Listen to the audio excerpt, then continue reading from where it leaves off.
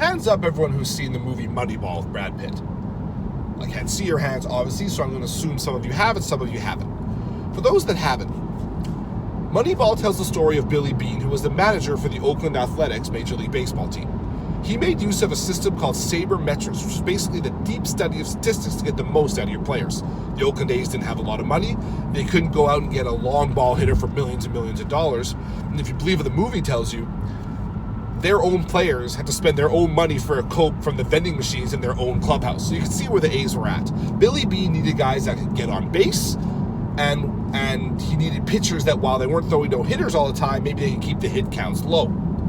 He never won a championship with the A's. The farthest he got was the ALDS against the Twins in 2002, which he lost. But him and his team did set a record for wins in the regular season with something like 20. And the Boston Red Sox, like what he was doing so much, they offered him something like $12 million to go be the manager for their team. Beane said no, wanted to stay at the A's. But the Red Sox obviously done their research, because when they won the championship, the World Series in 2004, much of that win was attributed to their use of sabermetrics and statistics. Why am I telling you all this now in a car review, other than to justify wearing an Oakland A's hat? Well, the car I'm in right now is the Genesis G70 Sport sports sedan. And it, like Billy Beane's A's, is the underdog, the true underdog of its class. A class that involves stuff like the BMW M340i, the Mercedes-Benz C43, and the Audi S4, S5 Sportback twins. Not only is the G70 kind of new in that way, it's the newest car from one of the newest manufacturers. It came out third after the G80 and the G90 did from Genesis, so it's kind of got all the makings of a really good underdog story. And as we're going to see, it has what it takes to be much more than the sum of its parts. Starts with the price. $58,000 is the lowest amongst the four. The closest, which surprised me, is actually the Mercedes, which is around $59,000. And while the G70 is the third most powerful car of the group, making less power than both the Mercedes and the BMW, but more than the Audi, it does good stuff with that power, and it's got a lot of cool stuff to go with it. Since it's the sport model, it's got adaptive dampers, awesome dual exhaust that looks cool and sounds awesome. It's got special super sticky Michelin Pilot Sport tires, some styling bits like smoked head and tail lamps, deep chrome trim bits, all this kind of stuff. Really, really, really, really cool stuff. And it looks the part. Some may say it looks a little bit wide from the front. I don't necessarily agree with that. I think it looks good from almost all angles. So it's got all that going for it.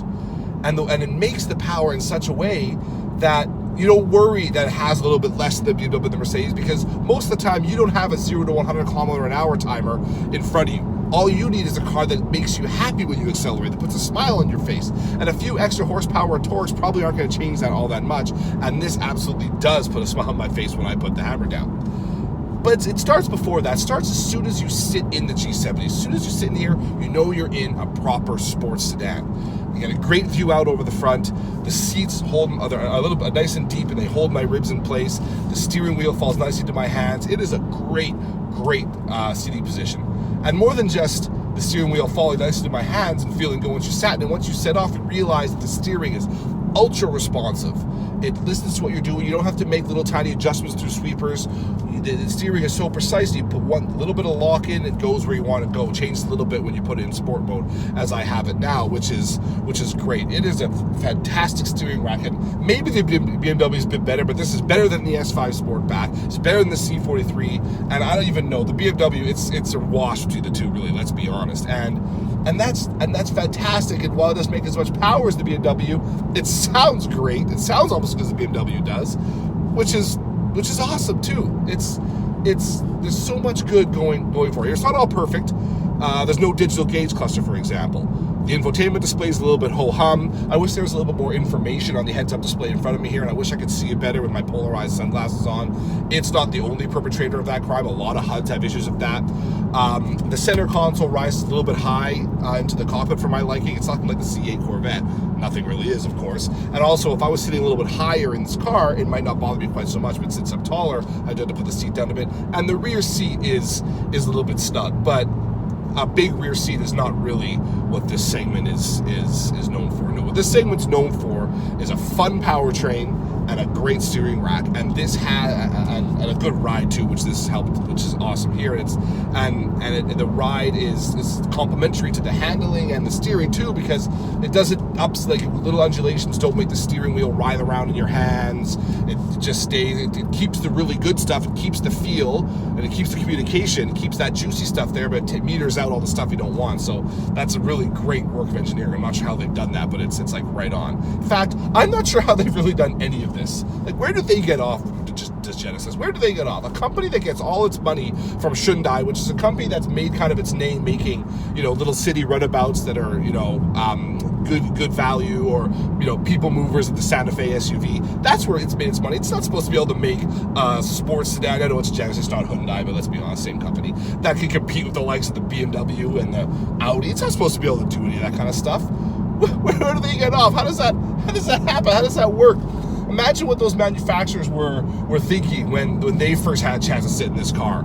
I would imagine they were feeling something like the Boston Red Sox did, or the New York Yankees did, the big money teams, the Blue Jays, the Crosstown Giants, how they felt when Billy Beane and his merry band of sabermetrics players came in with the Cokes they'd bought themselves and beat them. And not only that, not only is Genesis good, Genesis's cars are winning awards out there. Like, it doesn't just look the part or try to be the part, it is the part. And that really makes it a true story, a true underdog story, and a story of an underdog made good with this car. And I love that.